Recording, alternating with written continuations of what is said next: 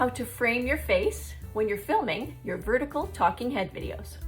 So I've got my smartphone camera on my tripod. I'm at about eye level or just above eye level, as if you are, sitting across from someone at a table speaking to them. I'm about 1.5 feet away from my camera. That still allows me to have a reasonably good sound without having to use any external microphone. I just have a quiet background and I'm just using the built-in the microphone in my iPhone camera. You do want to be a little professional distance away from the camera, in my opinion. You don't want to be too close. If you get too close to the camera, it's a little bit more intimate, which may not be appropriate for business videos. So there we go. Comfortable distance. If you're someone like me that's doing educational videos, this is a more professional distance for doing your teaching. You can also open up your iPhone camera settings and look for, under composition, look for the grid option and toggle on grid.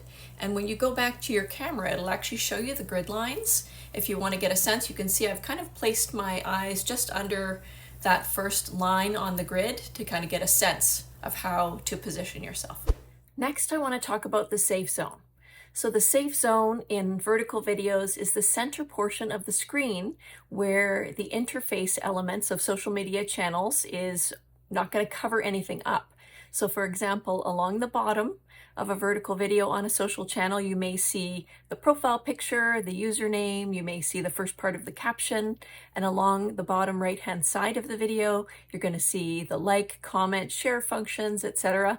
So the idea is to keep your talking head face in the center portion of the screen, as well as any visual elements that you want to make sure that people can see, like text overlay. That's a very common mistake that I notice, is people will put text caption content too far below, and then it's really quite hard to read when it kind of gets covered up by the caption at the bottom of social videos. So if you follow this general kind of safe zone framework, then you'll make sure that people can see your lovely face and also be able to read or see any graphical elements that you're adding to jazz up your videos. Another reason you might want to leave some headroom in your videos is it gives you more flexibility in the editing process after you've filmed your video.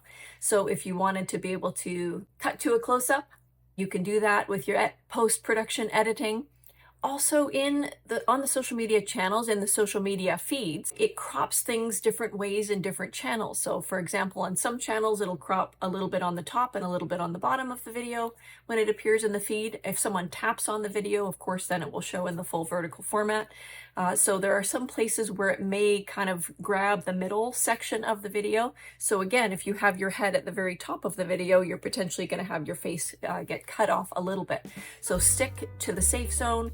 Give yourself a little breathing room around the edges, particularly above your head. Thanks for watching and happy filming. You can do it, you can do it, you can do it, you can do it.